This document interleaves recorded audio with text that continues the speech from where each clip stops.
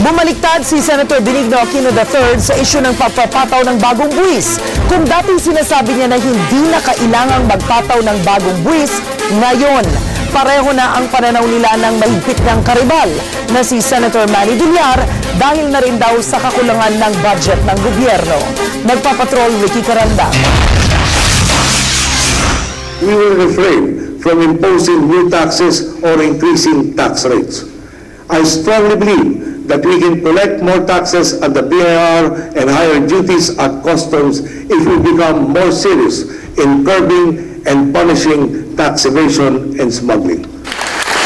Ito ang pangako ni Senador Noynoy Aquino nang humarap siya sa Makati Business Club noong Enero.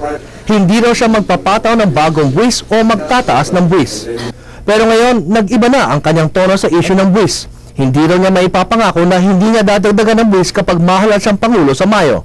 Kunyari, talagang hindi kasing bilis ng paghahanap na pag-recover natin at saka pag-kolekta nito mga buwis na nandyan na at lumalaki yung deficit. Huwag natin kalimutan, 300 billion last year, 300 billion this year, hindi pa tapos yung kwentahan, baka maobliga ho tayo para ma-manage yung fiscal deficit. Bago tayo mag-isip ng bagong buwis, kolektahin muna natin yung buwis na nandyan na. Sa sinabing ito ni Aquino, pareho na sila ngayon ng pananaw ng matindi niyang karibal na si Senador Manny Villar na naunang nagsabi na maaring magkaroon ng bagong buwis dahil sa mamanahing budget deficit ng gobyerno. I will not promise new taxes.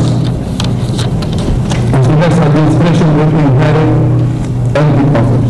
It will be irresponsible for me to limit my options knowing the magnitude of the problem. Sa unang 2 buwan ng 2010, umutang na ang gobyerno ng higit sa 2 bilyong dolyar at inaasahang aabot sa 300 billion pesos ang budget deficit o kakulangan sa budget. Dahil manatiling mahina ang ekonomiya matapos hagupitin ng matinding bagyo ang Pilipinas noong isang taon.